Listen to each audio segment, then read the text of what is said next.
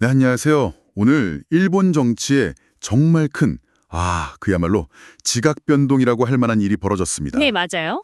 20년 넘게 이어졌던 자민당하고 공명당, 이 연립정부가 깨졌다는 소식인데요. 네. 특히 그 강경보수 성향의 다카이치 사나에 이 인물이 자민당 새 대표로 뽑힌 바로 직후에 이런 일이 벌어져서요. 파장이 정말 상당합니다. 그렇죠. 타이밍이 아주 절묘하죠. 오늘 저희는 여러분이 보내주신 관련 기사 자료들을 좀 보면서요.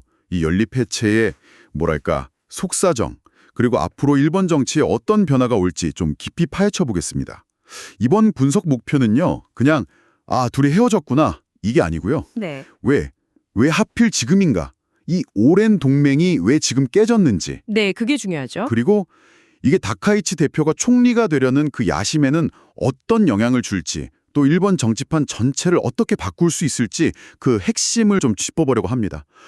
이게 파고들면 흥미진진한 디테일이 많더라고요. 맞습니다. 특히 이제 20년 넘었잖아요. 이 네. 정치 동맹이. 근데 왜 하필 다카이치라는 특정 인물이 딱 등장하자마자 이렇게 갑자기 끝났을까? 이 타이밍, 이 배경에 주목해야 합니다. 네, 그냥 보이는 사건 이면에 숨어있는 어떤 균열의 원인, 그리고 앞으로의 정치적 계산들, 이걸 자료를 통해 좀 면밀히 봐야 할 것 같습니다. 자 그럼 먼저 이제는 깨져버린 거죠. 자민당과 공명당. 이 관계부터 한번 되짚어보죠. 자료 보니까 이 동맹이 1999년에 시작됐더라고요. 네, 꽤 오래됐어요. 근데 그때도 분위기가 좀 그랬대요. 평화주의 내걸고 그 불교단체 창가학회 지지를 받는 공명당하고 또 전후 일본의 뭐랄까 지배적인 보수 세력이면서 때로는 좀 매파적인 자민당. 이 둘의 만남이 이례적인 조합이다 이런 평가가 많았다고 합니다. 그렇죠. 좀 어울리지 않는다는 시각도 있었죠. 사실 뭐 처음엔 선거에서 의석수 확보하려는 그런 정략적인 결합 아니냐 하는 시각이 많았는데 실리적인. 네.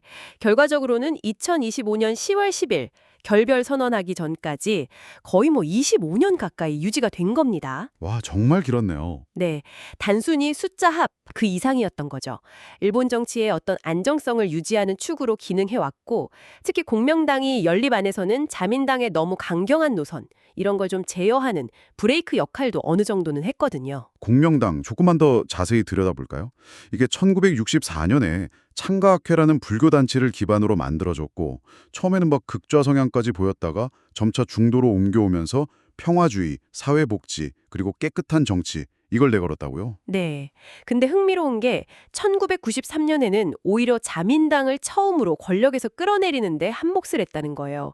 비자민 연립 정권에요. 맞아요. 그랬던 정당이 불과 몇 년 뒤에는 자민당하고 손을 잡은 거죠. 참 정치라는 게. 뭐 정치 지형 변화에 따른 현실적인 선택이었겠죠. 근데 연립 파트너로서 공명당이 그냥 시키는 대로만 하는 그런 역할은 아니었어요. 아, 그랬군요. 네, 자민당 독주를 좀 견제하기도 하고 특히 중국과의 관계에서는 좀 비공식적인 소통 창구 역할까지 하면서 나름의 존재감을 보였죠. 그리고 그 핵심 지지 기반, 창가학회, 이게 한 800만 가구 정도 된다고 하니까요. 와, 800만? 네. 조직력이 대단해서 선거 때는 자민당한테는 이게 무시 못할 지원군이었던 겁니다. 그랬군요. 그런데 이렇게 끈끈해 보였던 관계에 금이 가기 시작한 게 최근 몇 년 사이라는 거죠. 네. 자료를 보니까 결정적인 이유 중 하나가 자민당 내부에서 끊이지 않았던 그 정치자금 스캔들이라고 해요. 아, 그거 정말 문제였죠. 그렇죠.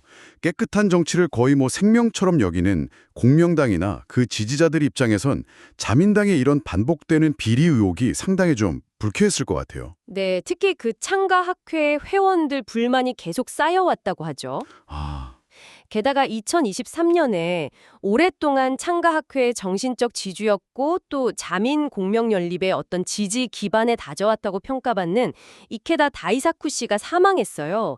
이것도 좀 미묘하게 영향을 줬을 수 있습니다. 구심점이 사라진 거군요. 그렇죠. 그러면서 뭔가 변화의 목소리가 커질 수 있는 그런 환경이 된 거죠. 실제로 공명당 지지율도 계속 떨어졌어요. 올해 참여한 선거 득표율 보면 9%거든요. 2019년엔 13%였는데 꽤 많이 떨어졌네요. 네, 눈에 띄게 줄었죠. 그러니까 당의 근간이 흔들린다는 위기감이 상당히 했을 겁니다. 바로 이런 좀 위태로운 상황에서 10월 4일이었죠.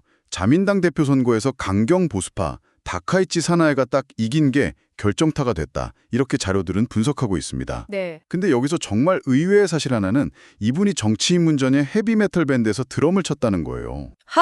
저도 그 얘기 듣고 좀 놀랐는데요. 지금의 그 강경한 이미지랑은 상당히 다른데 혹시 이런 배경이 정치 스타일에 영향을 미쳤을까요? 글쎄요, 뭐 직접적인 연관성을 찾기는 좀 어렵겠지만 확실한 건 이분의 정치 행보가 매우 직설적이고 뭐랄까 타협을 잘 모르는 듯 보인다는 점입니다.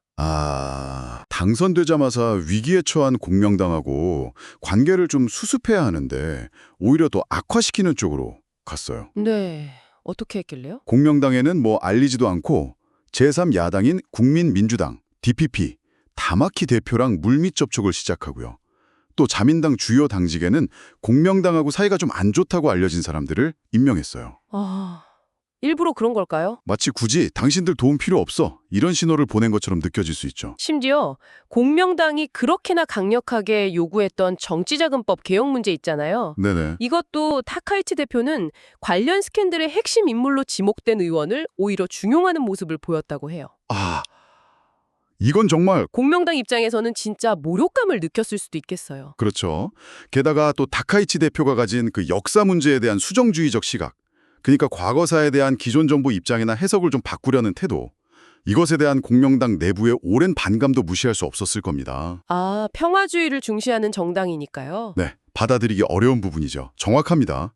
이런 복합적인 요인들, 자민당 스캔들에 대한 불신 누적, 공명당 자체의 위기감, 그리고 결정적으로 다카이치 대표의 이런 강경하고 비타협적인 태도, 이게 다 합쳐지면서 결국 사이토 테수오 공명당 대표가 20년 넘게 이어진 연립관계에 마침표를 찍는 결단을 내린 겁니다. 더 이상은 못 가겠다 이거군요. 네, 그런 선언이었죠. 자, 이제 그럼 이 연립 해체가 가져올 정치적 파장, 이걸 좀 봐야 합니다. 당장 다카이치 대표 총리가 되려는 길부터 좀 험난해졌어요. 네, 그렇죠. 총리는 중의원, 그러니까 하원에서 뽑는데 총 465석 중에 자민당 의석이 196석이거든요. 네. 전에는 공명당 24석을 더해서 안정적으로 과반 233석 이상을 딱 확보했는데 이제 이 24석이 그냥 사라진 거죠. 맞습니다. 196석만으로는 과반수에 한참 모자라요. 이게 바로 다른 정치 세력들한테는 새로운 기회의 창을 열어준 셈이 됐습니다. 아하. 특히 야권 입장에서는 이거 오랫동안 꿈꿔왔던 정권 교체 가능성이 정말 현실적으로 다가온 거죠. 구체적인 숫자를 좀 볼까요? 제1야당인 입헌민주당 CDP가 148석, 그리고 상대적으로 개혁 성향이 강한 일본 유신회 이신이가 35석, 또 중도 노선을 표방하는 국민민주당 DPP가 27석. 네. 이 세 야당 의석을 다 합치면 210석이네요. 자민당 196석을 훌쩍 넘어요. 그렇죠. 산술적으로는 야권 연대가 충분히 자민당을 누르고 총리를 뽑을 수 있는 구도가 딱 만들어진 겁니다. 와, 진짜 기회가 온 거네요. 네, 그래서 입헌민주당의 노다 요시히코 대표가 현 상황을 10년에 한 번 올까 말까 한 정권 교체의 기회다 이렇게 말하면서 아주 의욕을 보이고 있어요. 네. 심지어 연립 파트너가 될 수 있는 국민민주당의 다마키 대표를 총리 후보로 지지할 수도 있다 이런 파격적인 제안까지 했죠. 와. 하지만 이게 말처럼 쉽지가 않습니다. 이 세 야당이 과거에 제대로 협력해본 경험이 거의 없어요. 그게 문제군요. 네, 게다가 정책적으로도 차이가 꽤 커요. 예를 들면 안보 정책이나 개헌 문제 같은 데서 입헌민주당하고 유신회, 국민민주당 입장이 상당히 다르거든요. 실제로 그래서 10월 15일에 이 3당 대표가 만났는데 연립 구성에 대한 구체적인 합의는 못 봤다고 하죠. 맞습니다. 서로 이해관계 조정하고 정책 차이 메우는 게 쉽지 않을 거라는 예상이 많아요. 만약 어렵게 연립정부를 구성한다고 해도 의석수가 과반을 아슬아슬하게 넘거나 아니면 미달하는 좀 불안정한 소수 정부가 될 가능성도 있고요. 바로 그 지점 때문에 또 다른 시나리오가 나오고 있는 건데요. 네, 어떤 거죠? 오히려 중도 우파 성향으로 분류되는 일본 유신회가 정책적으로는 자민당하고 더 비슷한 면이 많아서 새로운 연립 파트너가 될 수도 있다. 이런 분석입니다. 자민당과 유신회가요? 네, 특히 유신회는 오사카를 기반으로 성장하면서 기존 정치권 비판하고 개혁을 외쳐왔는데 자민당이랑 손잡고 중앙 정치에서 영향력을 좀 키우려는 계산을 할 수도 있죠. 실제로 10월 15일에 타카이치 대표랑 유신회 지도부가 만났을 때 분위기가 그 야권 3당 회동 때보다 훨씬 좋았다는 얘기도 들리더라고요. 네, 그런 후문이 있어요. 마치 야권 연대 움직임을 견제하려는 듯이 자민당이 아주 발빠르게 움직이는 모습인데요. 와, 앞으로 진짜 누가 누구랑 손잡을지 한 치 앞을 내다보기 힘든 그런 합종연행이 펼쳐질 것 같습니다. 그렇죠. 자료에 따르면 새 총리 뽑는 국회 표결이 빠르면 10월 21일에 있을 수도 있다니까 그 전까지 물밑 협상이 정말 치열할 겁니다. 네. 그리고 이 과정에서 주목해야 할 또 다른 중요한 변화가 있다면서요. 바로 자민당 내부의 어떤 권력 지형, 정책 노선 변화 가능성. 아, 맞습니다. 연립 파트너였던 공명당이 이제 떨어져 나갔잖아요. 그러면서 자민당 내 강경파 목소리가 더 커지고 당 전체의 무게중심이 오른쪽으로 더 이동할 수 있다. 이런 분석이 힘을 얻고 있습니다. 자민당의 우경화. 이게 구체적으로 어떤 의미를 가질까요? 그냥 구호가 아니라 실제 정책에 영향을 미치겠죠? 네, 그렇습니다. 예를 들면 그동안 공명당의 평화주의 원칙 때문에 좀 신중하거나 반대했던 안보관련 법안 개정, 국방 예산 증액 이런 문제들요. 네. 앞으로는 이게 더 속도를 낼 수 있어요. 타카이치 대표 본인도 아주 적극적인 안보 강화론자고요. 반면에 공명당이 비교적 중요하게 생각했던 사회복지 정책이나 분배 관련 이슈들, 이런 건 상대적으로 좀 뒤로 밀릴 가능성이 있습니다. 견제와 균형의 한 축이 사라지면서 나타날 수 있는 변화죠. 선거 현장에서도 큰 변화가 있겠네요. 이전에는 자민당하고 공명당이 많은 지역구에서 후보 단일화하거나 서로 막 지원해주고 그랬잖아요. 네, 윈윈 전략이었죠. 특히 도시 지역에서는 공명당 조직력이 자민당 후보한테 큰 힘이 됐고 농촌에서는 또 자민당 기반이 공명당 후보한테 도움이 됐고요. 맞습니다. 근데 이제는 동지에서 경쟁자가 될 수 있는 거죠. 아, 과거에는 표를 합쳤지만 이제는 서로 표를 빼앗아야 하는 상황이 된 겁니다.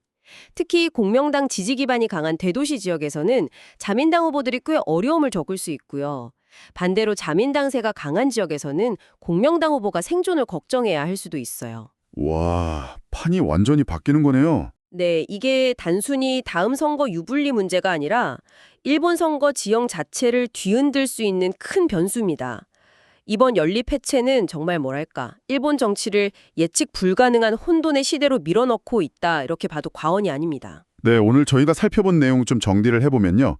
자민당 내 강경파, 타카이치 사나이의 등장이 단순히 리더 한 명 바뀐 걸 넘어서 20년 넘게 일본 정치의 한 축이었던 자민, 공명 연립이라는 이 오래된 구조 자체를 무너뜨리는 계기가 됐다는 거고요. 그렇죠.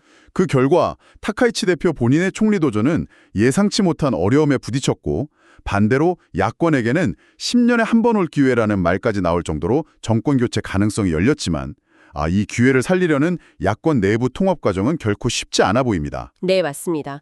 그리고 이 사건이 단순히 권력 게임 변화에만 머무는 게 아니라는 점, 자민당의 정책 노선이 더 우경화될 가능성을 높이고 이게 안보 정책과 사회 정책 양쪽에 다 실질적인 변화를 가져올 수 있다는 거죠.